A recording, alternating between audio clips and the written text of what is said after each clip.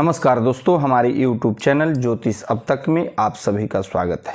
मैं हूं आपका मित्र रंजीत भाई ओझा। उपस्थित हूं एक नए विषय को लेकर जिसका शीर्षक है स्वर्ग और नरक। यदि हम अपने आध्यात्मिक ग्रंथों पर सूक्ष्मता से दृष्टिपात करें तो स्वर्ग और नरक की परिभाषा बड़ी सरलता से समझ में आ जाती है।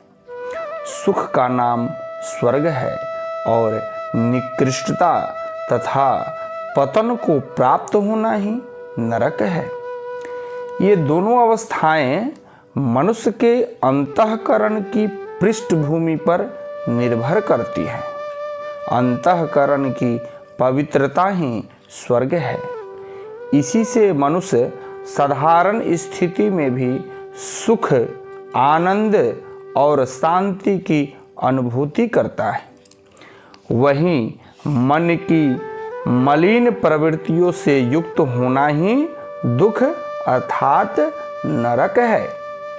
इन दोनों अवस्थाओं को भोगने के लिए मनुष्य को किसी विशेष लोक में जाना नहीं पड़ता, अपितु वह इसी संसार में रहकर ही दोनों अवस्थाओं को प्रतिपल भोगता है।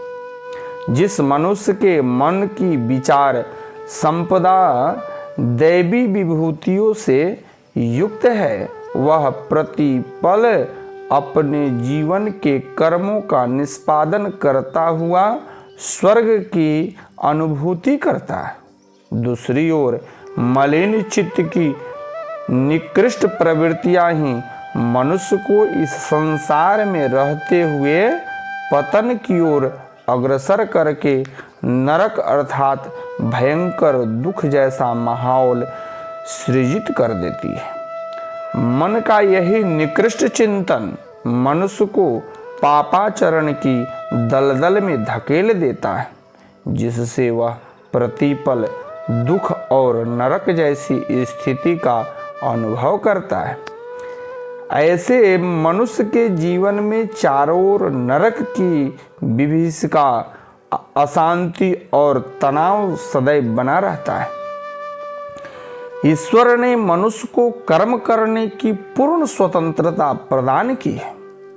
अतः इस संसार रूपी कर्म क्षेत्र में रहकर मनुष्य के अंतःकरण की विचारधारा पर निर्भर करता है कि वह स्वर्ग की ओर जाना चाहता है या नरक जैसी स्थिति में रहना चाहता है। स्वर्ग और नरक इन दोनों का चयन करना मनुष्य के हाथ में है।